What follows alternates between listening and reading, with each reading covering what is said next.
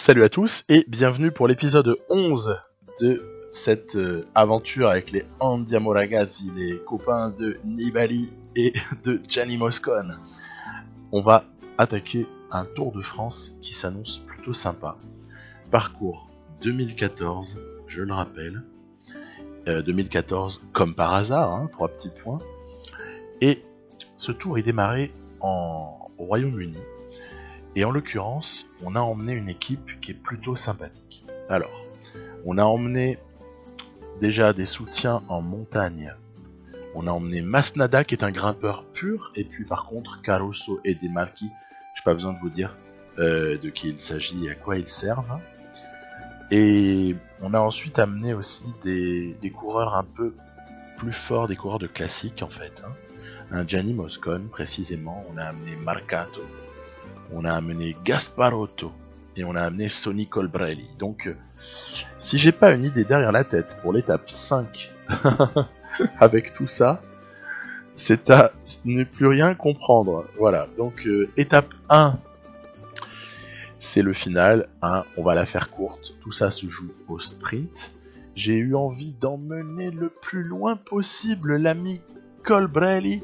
Ah, c'est dommage, il va finalement se faire passer par Peter Sagan notamment, mais quand même 3ème place. Et ben c'est pas déshonorant parce que il y a un plateau de sprinter là sur ce tour, un plateau de sprinter qui fait qu'une 3ème place avec Colbrelli, je prends tous les jours. Voilà, donc c'est plutôt pas trop mal pour le premier. Après, l'avantage du Tour de France, on peut aussi le voir comme un désavantage. Parce qu'au bout d'un moment, c'est peut-être un peu gavant. c'est que si on veut s'entraîner au sprint, il y a vraiment de quoi. Surtout dans toutes ces premières étapes là. Donc voilà, qui est fait. Par contre, l'étape 2, ah non, ça c'est pas du sprint. C'est pas au sprint a priori en tout cas que ça va se jouer. Mais quoique, sait-on jamais, un sprint entre hommes forts. Mais vous avez là quelque chose de beaucoup plus vallonné.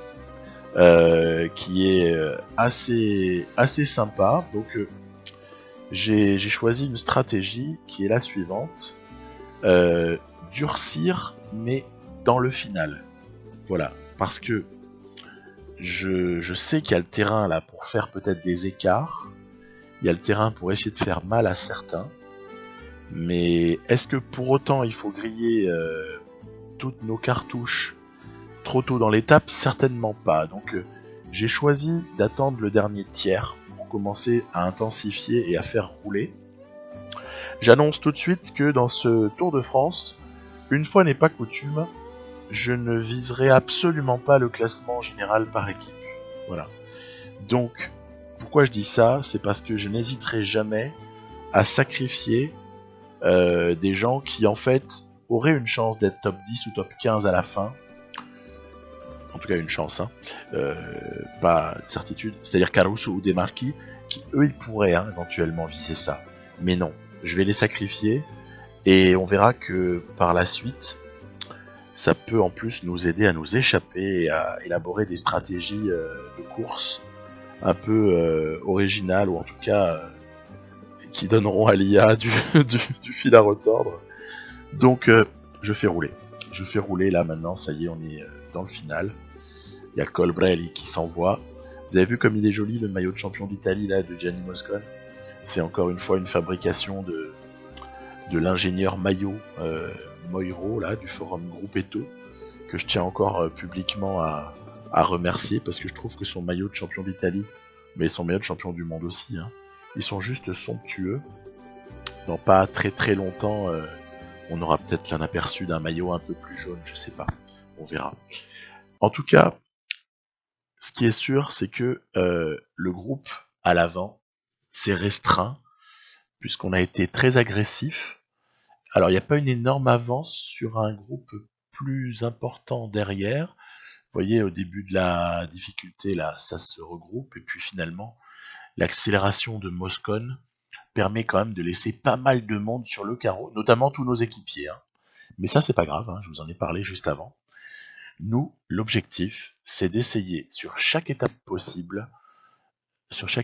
est possible, de faire gagner du temps à Nibali par rapport à ses rivaux. Voilà, c'est tout. C'est tout ce que je vise. Là, c'est Geraint Thomas qui prend la roue de Vincenzo Nibali sur son attaque à un moment un petit peu stratégique, c'est-à-dire juste avant la descente. On sait que Nibali est très très fort en descente. Mais vous voyez immédiatement regroupement derrière. Peter Sagan, le maillot jaune, est là. Il y a Michael Matthews. Il y a Roglic. On voit Arnaud Démare, le champion de France, qui en fait a réussi à faire partie du groupe à l'avant. Oh là là là là, on a compris. Ça va pas être pour nous l'étape. Je vais quand même sprinter pour la forme. Voilà. Je vais quand même sprinter, mais ce genre de situation n'est absolument pas pour nous. Si à Sagan, Démare, Matthews, avec Vincenzo Nibali sur du plat, voilà. Mais c'est pas grave. Donc à noter que le deuxième groupe que vous apercevez sur ce ralenti va être compté dans le même temps que le groupe de ceux qui se sont arrachés pour le sprint. C'est à noter parce que du coup ça ne crée pas d'écart au général et il y a encore beaucoup de coureurs qui sont, on va dire, à 15-20 secondes près, ils sont tous dans le même temps. Voilà. Nairo Quintana, Alaphilippe, que sais-je, Froome et compagnie. Donc, Dumoulin, enfin, il y a du monde. Hein. Il y a du monde.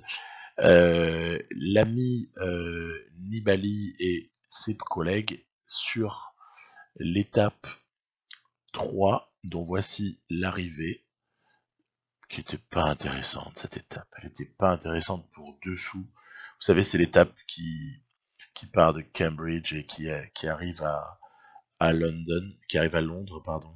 Et en fait, Michael Matthews s'est arraché, il a chopé cette étape-là.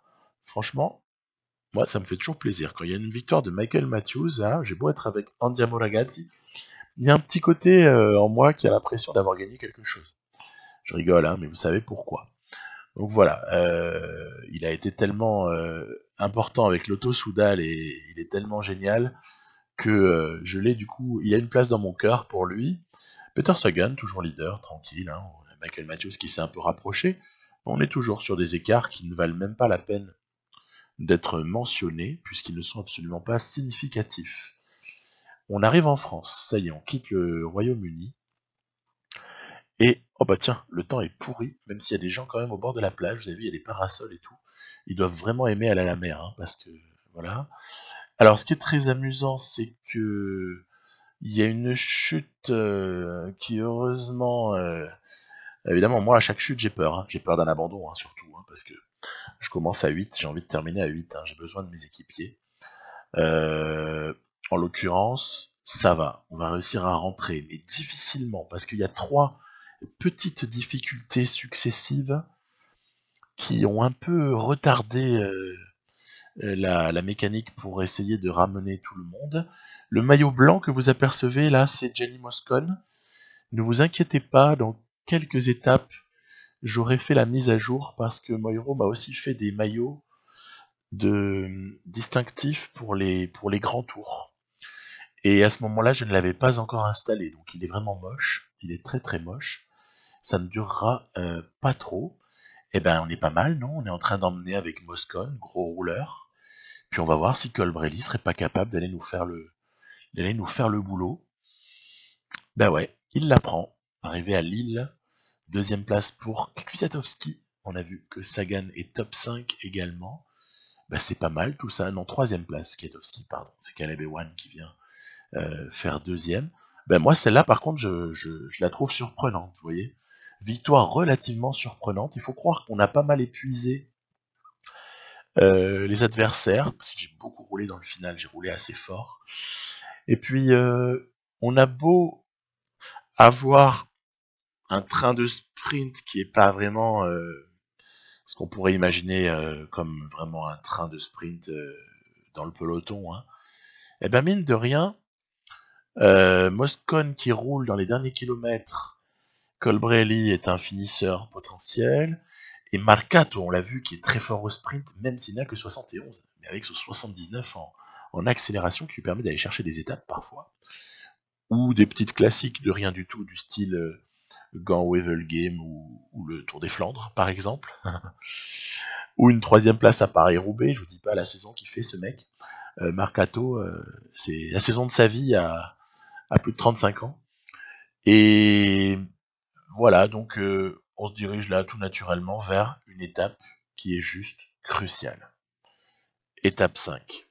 Alors celle-là, je peux vous dire que je me suis appliqué parce que j'avais comme objectif d'essayer de faire l'écart maximal pour Nibali avec les autres grimpeurs, les autres spécialistes de contre-la-montre notamment. Donc, à cet effet, j'ai totalement sacrifié Masnada, Caruso, Demarchi en les mettant en protection en début de secteur pavé là. Du coup, ils se sont très très rapidement retrouvés totalement épuisés. Et ensuite, j'ai choisi de faire l'effort avec Gasparotto parce que il n'a pas une note en pavé trop forte. L'idée étant, à ce moment-là de la course, de ne surtout pas faire trop de mal à Nibali. Et par contre, il y a une garde rapprochée de l'ami Nibali qui est alternativement composée de Moscon, de Colbrelli et de Marcato, qui sont en fait nos 3 spécialistes pavés. On a de la chance, Nibali il est en plus 5 ce jour-là. Plus 5, ça lui fait monter sa note de pavé à 74. Et c'est respectable, 74. Du coup, qu'est-ce que je vais faire? C'est que je vais le protéger, mais les accélérations sur secteur pavé, c'est lui qui va les produire. Parce que si je les produis avec un de mes 3 autres, avec un de mes 3 spécialistes pavés, entre guillemets, j'ai peur de faire trop mal à Nibali, qui lâche, et qu'en fait, on soit dans l'échec total. Donc, vous voyez, progressivement, on essaie de créer des petites cassures. Alors, il ne faut pas se leurrer, évidemment, on a été repris, on n'a pas terminé à 4, mais quand on fouille un peu dans les souvenirs de l'étape 5 de ce Tour 2014, il y avait, qui reste pour moi vraiment une des plus belles que j'ai pu voir ces 10 dernières années. On se souvient d'un Fogelsang notamment, je me souviens plus c'était Matti Brechel ou quelqu'un de chez Astana là, qui avait été mais juste somptueux dans la manière d'accompagner Nibali sur les pavés, et à l'arrivée ça fait top 3. C'était juste phénoménal. Et là vous voyez, on arrive de nouveau à créer de la différence. Mais c'est Marcato et Moscon. Du coup Colbrelli s'étant fait détacher, s'étant fait un peu lâcher, pardon, je fais surtout pas l'effort pour rentrer. Je le mets en effort à 88, et si les autres ont la capacité de rentrer, lui il va suivre naturellement.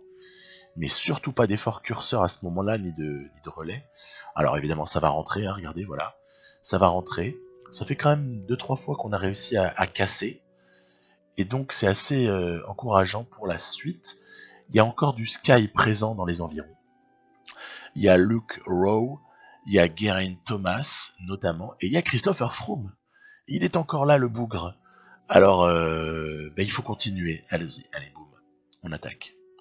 On attaque avec l'ami Nibali. On est en effort curseur et en attaque alternativement. Et là, je sais que ça fait très mal derrière. Voilà. Quand je fais ça, je sais que ça fait très très mal. Après, les 3 compères derrière Nibali, eux, ils ont aucun problème. Eux, tout va bien.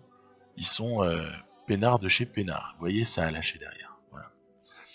On a des gens qui n'ont pas pu suivre le rythme. Il y a Froome. Alors Stannard va faire, je comprends pas là, les Sky, je comprends pas, ils abandonnent leur leader. Regardez, il y a Kvyat qui va essayer de remonter à l'avant, il y a Stannard, ils essaient de remonter à l'avant, mais ils ont oublié Froome derrière, ils l'ont oublié, regardez, ils l'ont laissé derrière. Donc là, stratégie de course chez Sky un peu discutable. Bon, voilà, on verra l'addition à la fin. Et nous devons continuer à protéger Nibali, à jongler un peu avec le peu de barres qui lui reste. À la limite, je vais vous dire, la victoire d'étape, c'est secondaire. C'est pas comme avec Tige Benoît, où évidemment, on peut tout viser à la fois sur ce genre d'étape-là. Il y a Peter Sagan, on voit un maillot jaune, évidemment, qui peut-être s'envole, a priori, vers une victoire, mais qui serait totalement légitime, qui serait justifiée. Mais, fait de course intéressant, Van Avermaet roule comme un malade pour essayer d'aller chercher Sagan. Et ça va nous profiter, regardez, puisque du coup, on est tous rentrés. Alors du coup, c'est plus pareil. On va s'arranger pour que Nibali reste dans le groupe, à l'avant. Et puis regardez Gianni Moscon, s'il y a peut-être le moyen d'aller chercher l'étape. Faut pas se gêner. Donc je vais sprinter et bam, il la prend. Donc, regardez, Nibali arrive juste derrière, voilà, tranquille avec Colbrelli. Bon, et ben c'est pas trop mal, hein, c'est pas trop mal. J'avais envie de faire le plus gros écart possible. Il y aura 2 minutes, voilà. C'est pas énorme 2 minutes, mais 2 minutes quand on y ajoute les 15 secondes par-ci, les 20 secondes par-là qu'on peut peut-être arriver à gratter, c'était serré d'arriver, hein, sur du vallon, ou sur des étapes longues, parce que l'endurance de Nibali est quand même phénoménale. Elle est supérieure aussi à celle de Froome, par exemple, de Quintana. Hein. Donc il y a encore des situations dans lesquelles on peut faire mal, en descente aussi, en descente. Je pense qu'il y a une arrivée à Bagnères de Luchon aussi qui peut être exploitable. Mais ce sera dans la 3e partie du tour.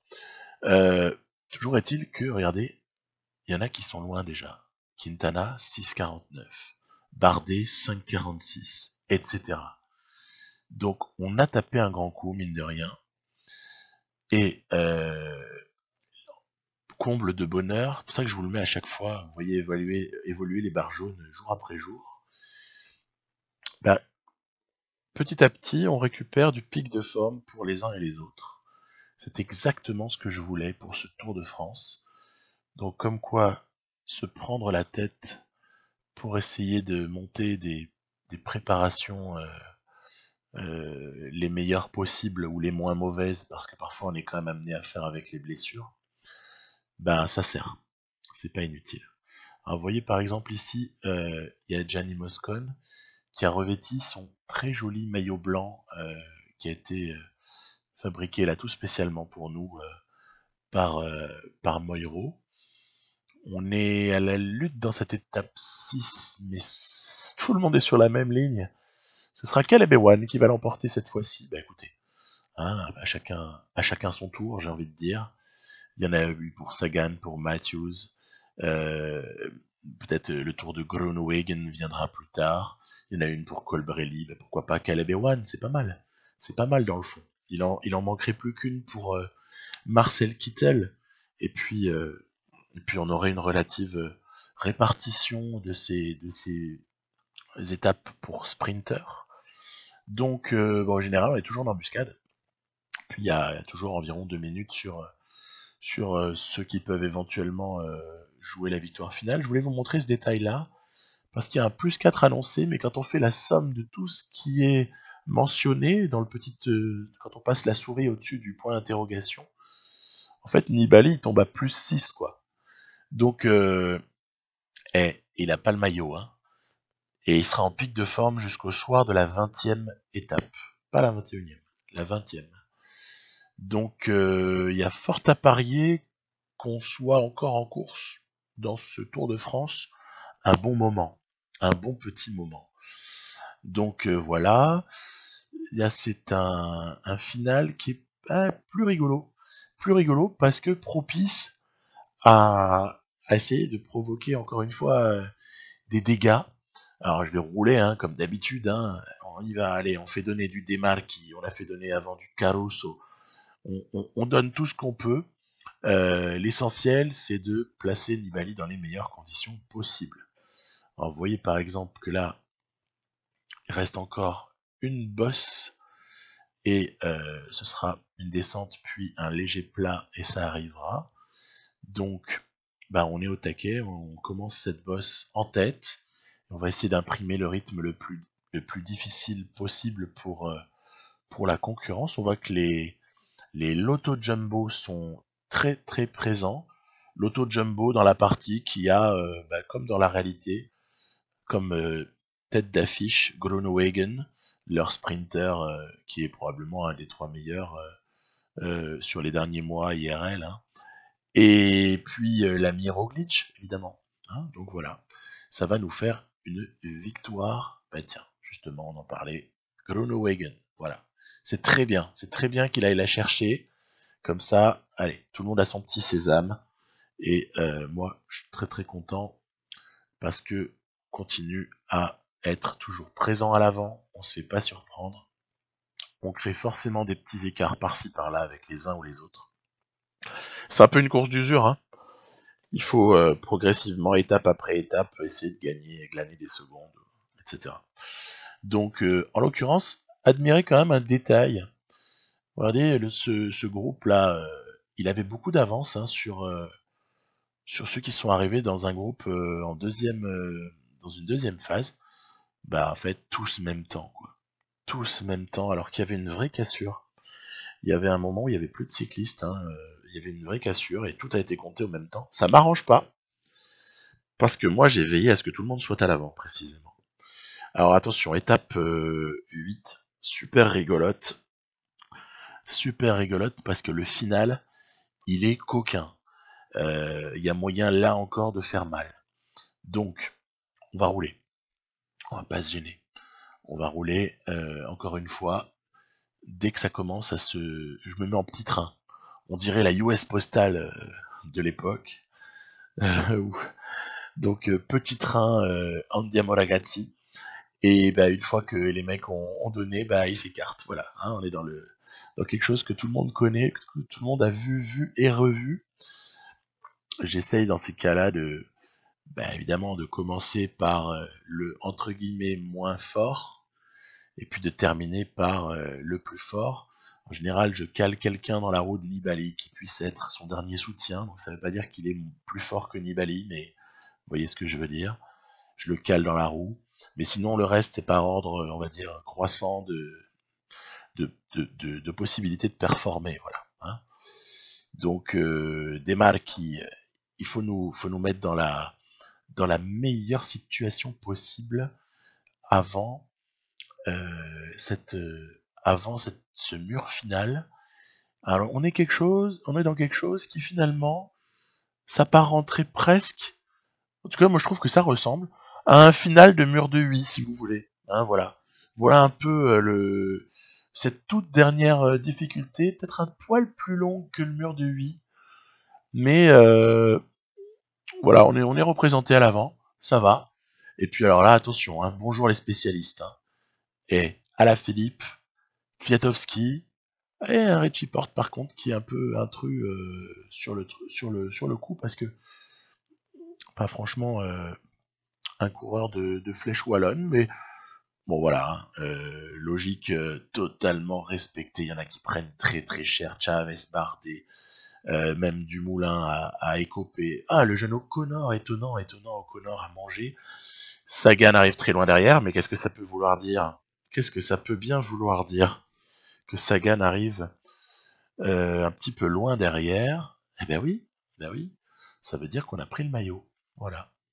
Donc, notre ami Gianni Moscon revêt le maillot jaune, Nibali à 10 secondes, et puis derrière, toujours Porte, Froome, Mollema, Pinot.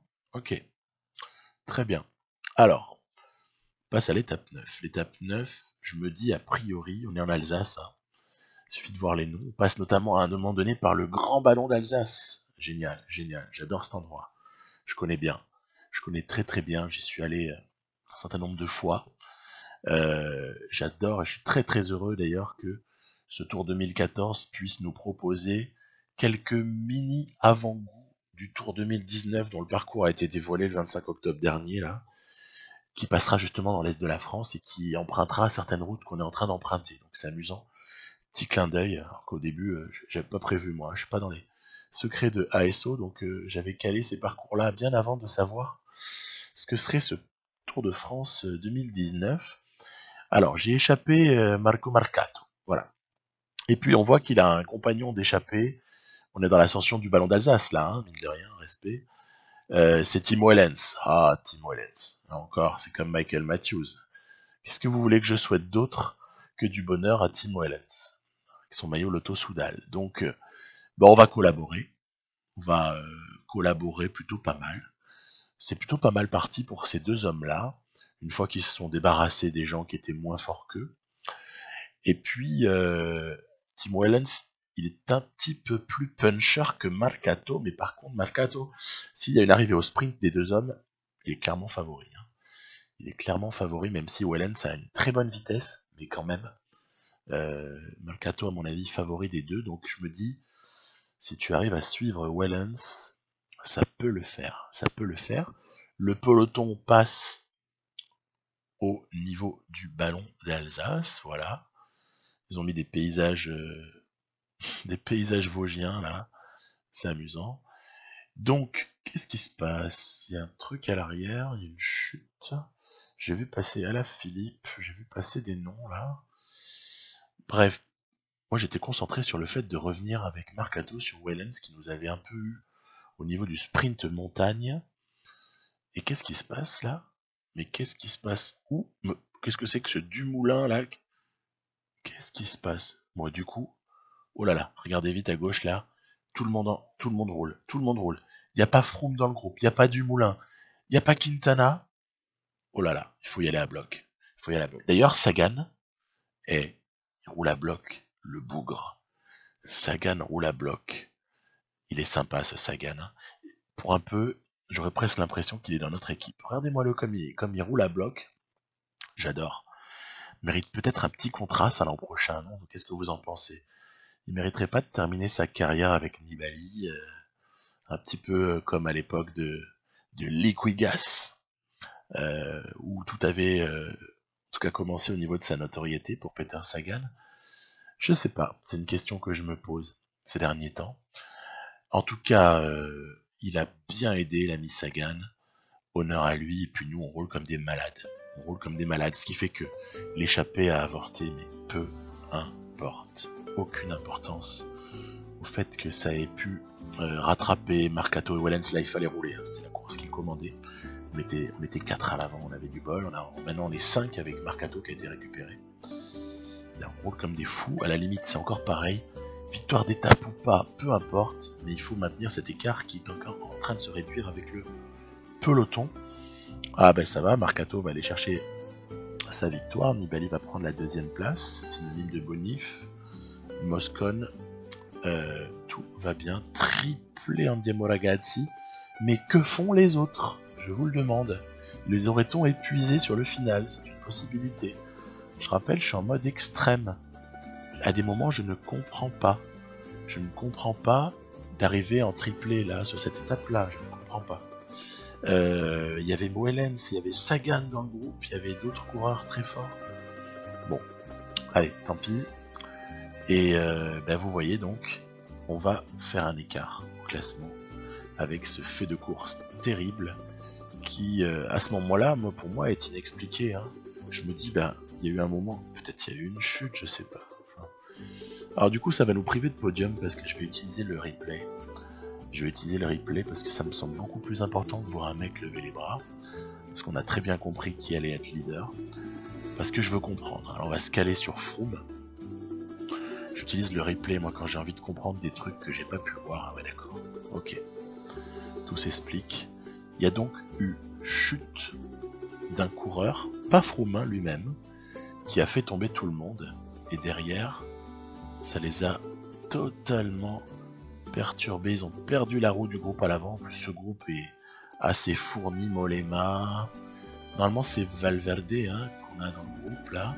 Mais des fois je confonds les parties, faut pas m'en vouloir, je sais plus si c'est le champion d'Espagne et Valverde dans cette partie là ou si c'est quelqu'un d'autre.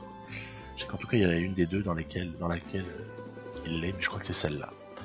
Et vous voyez ce groupe là, avec Omen en équipier de Dumoulin. On aurait dû le laisser là où il est. On aurait dû le laisser chez Sunweb. Omen.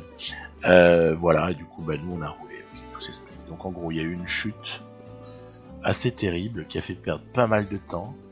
Il y a eu un écart conséquent, à un moment donné on était au-delà des 2 minutes 30. Par contre après, malgré nos efforts là pour rouler comme des malades, l'écart est tombé à 1 minute, puisque quand ils vont franchir la ligne, les autres là, Froome et compagnie, ils vont être à 1 minute. Mais c'est énorme 1 minute quand on réfléchit. C'est énorme parce que 1 minute, c'est l'assurance maintenant d'en avoir 3 sur Froome, 3 sur Roglic, presque 4 sur Dumoulin, presque 5, presque 8 sur Thomas et Quintana. Donc Bardet, je vous en parle même pas. Ça sent pas mauvais. Ça sent pas mauvais du tout. Mais il faut rester modeste. Tout peut encore basculer parce que si les autres chutent, bah, nous aussi on peut chuter d'une part.